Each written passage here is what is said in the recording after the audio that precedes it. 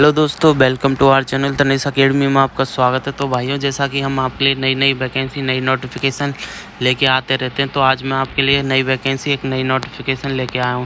तो ये नोटिफिकेशन क्या रहने वाली है, इसका सिलेक्शन प्रोसेस क्या रहने वाला है, तो जो भी पूरा प्रोसेस है, किस वैकेंसी है, किस पोस्ट के लिए वैकेंसी है, तो मैं आपको पूरा प्रोसेस इसी वीडियो में बताऊँगा। तो आप हमारे साथ बने रहे। तो सबसे पहले मैं बात कर लेता हूँ बिना टाइम गवाए इस वैकेंसी के बारे में।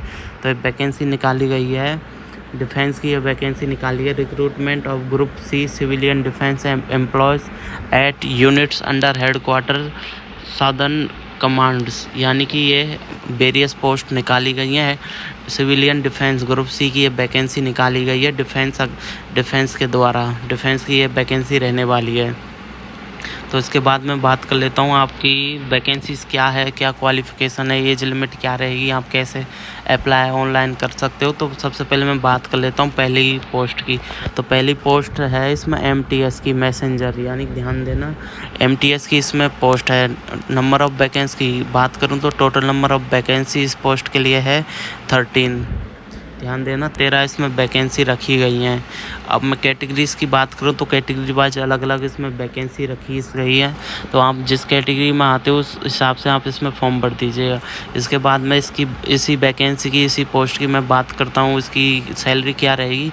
तो आपकी सैलरी इसमें रहेगी 18,000 से 56,000, मतलब कि 18,000 आपकी स्टार्टिंग इसमें सैलरी रहेगी। तो ध्यान देना।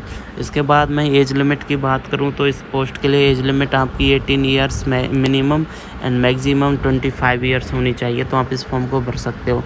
और सबसे इम्पोर्टेंट पॉइंट, इस पोस्ट के लिए क्वालिफ़िकेशन क्या चाहिए। तो क्वालिफ़िकेशन आपसे 10वीं या 12वीं पास होना चाहिए, तो आप इस फॉर्म को भर सकते हो। अगर आप 10th 12th पास हो तो आप इस फॉर्म को भर सकते हो। और साथ ही 1 ईयर एक्सपीरियंस इन ट्रेड, आप ट्रेड में आपका 1 ईयर का एक्सपीरियंस होना चाहिए, तो आप इस फॉर्म को भर सकते हो।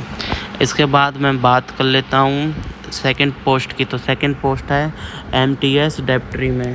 तो ध्यान देना MTS डेप्ट्री में क्या टोटल नंबर ऑफ़ वैकेंसीज़ हैं 3। कैटेगरी वाइज अलग अलग रखी गई हैं, तो आप देख लीजिएगा आप किस कैटेगरी में आते हो। उसके बाद मैं इसकी पे लेवल की बात करूं, सैलरी क्या रहेगी इस पोस्ट की। तो सैलरी रहेगी जैसा सेम ऊपर था वही 18,000 प्लस आपकी इसमें सैलरी रहेगी per month. Age limit same age limit रखी गई है 18 ईयर्स मिनिमम एंड 25 मैक्सिमम।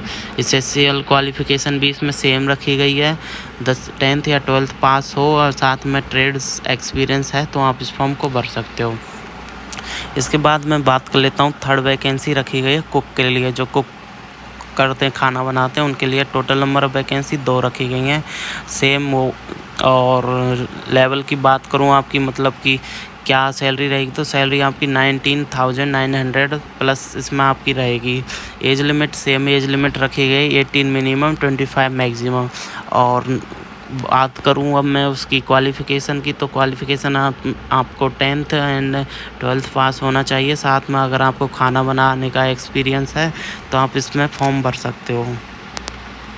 इसके बाद मैं बात कर लेता हूँ बॉसरमैन, 4th आती है बॉसरमैन।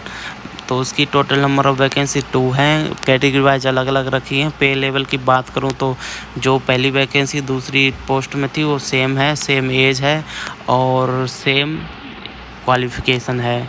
इसके बाद मैं बात कर लेता हूँ मज़दूर एंड MTS की बात कर लेता हूँ गार्डनर की। तो मज़दूर में रखी गई है 3 एंड MTS में रखी गई है 1। ध्यान देना इसमें भी सेम रहेगा, इन दोनों का सेम है, सेम एज रहेगी, सेम क्वालिफ़िकेशन है, तो आप इस फॉर्म को भर सकते हो। इसके बाद यहाँ तक तो मैंने बता दिया आपको क्या सैलरी रहेगी, क्या एज लिमिट है, पूरा प्रोसेस आप ध्यान दे लेना कि आप किस कैटेगरी के लिए भरना चाहते हो, किस पोस्ट के लिए, उस बेस पर आप भर सकते हो। इसके बाद मैं बात कर लेता हूँ एज लिमिट की बात करूँ तो एज लिमिट जैसा कि मैंने बताया था 18 ईयर्स मिनिमम 25 मैक्सिमम। इसके बाद आपको इसमें एज रिलैक्सेशन भी मिल जाएगा अगर आपकी ओवर एज है तो।